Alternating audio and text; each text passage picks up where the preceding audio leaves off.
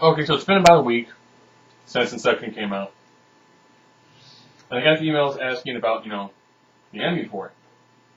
Now, in my review, I tried to make it as spoiler-free as possible. That's why it probably came off really, really confusing. Because if I would have mentioned something like dream in a dream, it would have kind of ruined the first sequence. If I had mentioned dream in a dream in a dream, dream in a dream, in a dream in a dream, that could have actually ruined, the ending sequence of the movie. Now, let's discuss the actual ending from what we actually physically see in the movie. DiCaprio comes back with Ken Watanabe. Cillian Murphy, or Killian, depending on your nationality, wakes up and decides to, break up the company. Ken Watanabe makes the phone call, which allows, DiCaprio to actually, land. And then be sent in the United States. So we see them land, and he's greeted by his father-in-law. So, how did his father-in-law get there? His father-in-law was in a different location that was not the United States. I will assume, I don't recall, but I will assume they probably met in Europe. So, how did the grandfather know all this if essentially, they were given a very small window, like an 8-hour flight.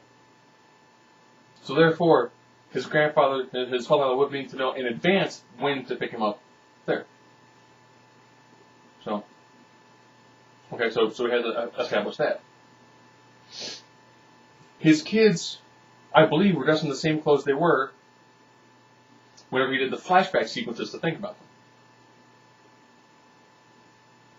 Now, here's one of the problems with looking at it from that standpoint. We don't know. We're missing certain time frames. We don't know how long ago his wife died. We don't know if it was if it was months, weeks, years, We can assume a set period of time kind of had to have happened.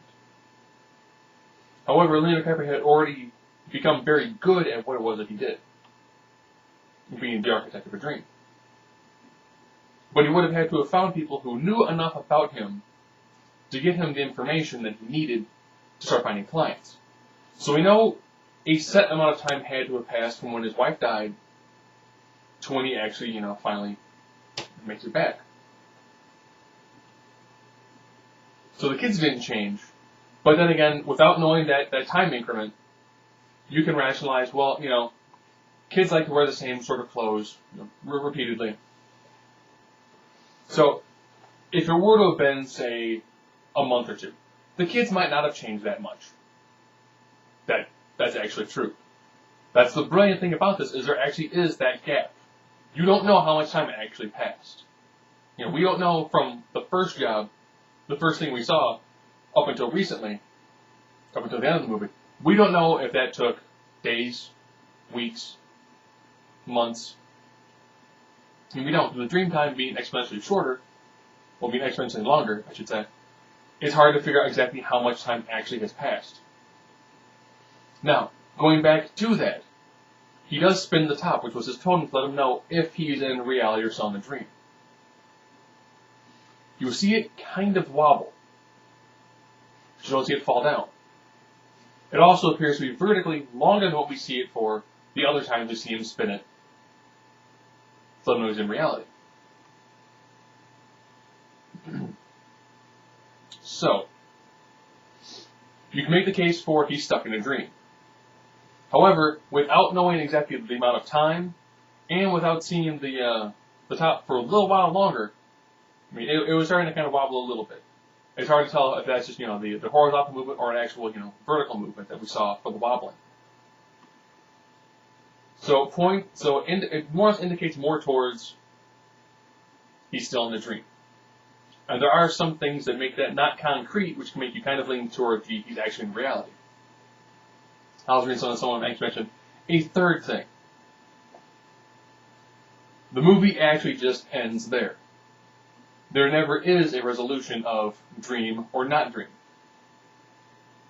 So yeah, wouldn't it be crazy if you were to ask Christopher Nolan, so what exactly is the ending?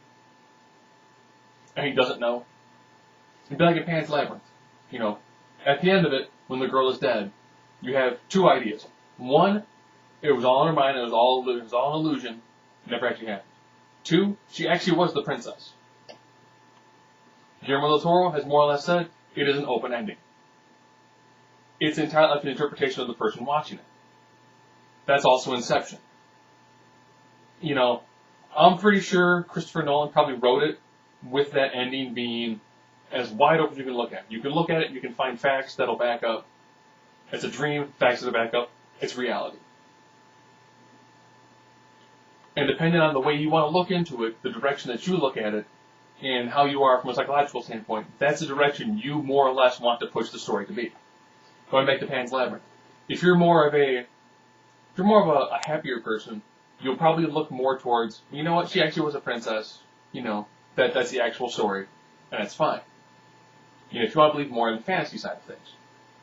If you are a little more cynical, you might actually think, you know what, it was all in her mind, she was a little girl, this is what she did to, you know, create an illusion during the Franco-Prussian War, she's dead. Same thing with Inception. You know, did he essentially sacrifice, you know, his own sanity to become stuck in the dream world just to see his kids? Or did everything actually work out and he's going to be an actual dad for them in reality? So is he going to be a father stuck in the delusions of his own mind, or is he actually going to be their actual dad?